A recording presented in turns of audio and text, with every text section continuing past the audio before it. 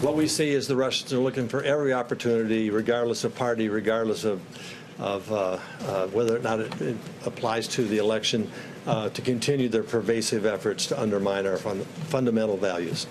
That was National Intel Director Dan Coates at yesterday's White House news conference, warning about the threat of Russian meddling in U.S. elections. This amid new reports of a suspected Russian spy was caught by U.S. authorities after he worked at the U.S. Embassy in Moscow for more than a decade. Former CIA operative Scott Uehlinger joins us now. First of all, let's talk about the presser that happened. Then we can talk about this mole in the embassy in Moscow. The fact is that the Russians never stopped spying, never stopped trying to upset our authority in terms of democracy in the United States since the Soviet Union. And we have Putin, who was a former KGB spy.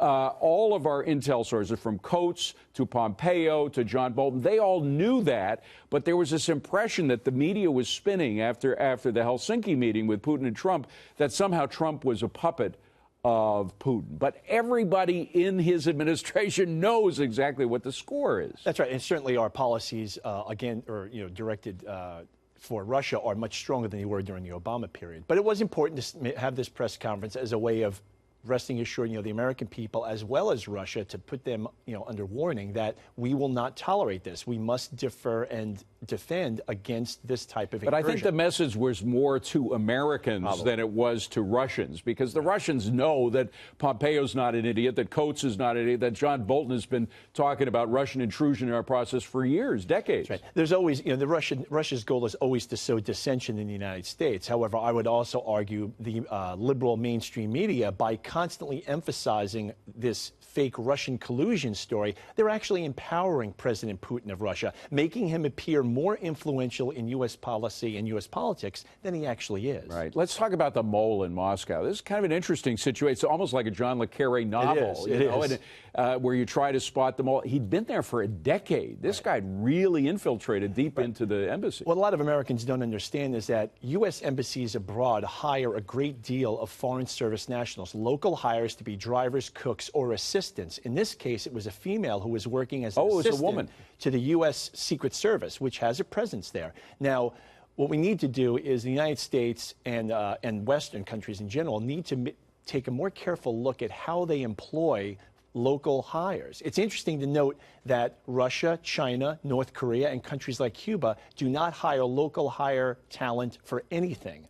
They have their own drivers, their own cooks, and they bring them in. One would think you'd be as safe about Moscow. I mean, U.S. It's a CI problem. How much information could this woman have made available to herself? I mean, her access was nothing like top secret. However, she did have access to sensitive information like the travel schedules of American diplomats. That's pretty sensitive. Visiting American officials. So the United States would tell the Kremlin a lot about where we were moving, where our priorities were, et cetera. Right, and so that's why we need to re-examine perhaps the role of some of our FSNs with access to potentially sensitive information. The CIA is not going to have a lot of FSNs, but the Department of State, the Secret Service, and even the FBI are going to have a fair amount of Foreign Service nationals working at their posts in our embassies overseas.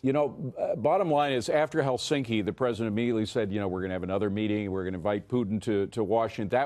That has now been delayed. Is it a good thing that in light of all that's happened, we take a long, deep breath now before we decide what the next step is with Russia? Certainly, I think that's true. But we also have to remember that even in the days when President Reagan was speaking to Gorbachev, there was still an ongoing espionage war, because that's what nations do to one another. This is an ongoing espionage war that flares up in publicity, sometimes goes away, but it's ever present.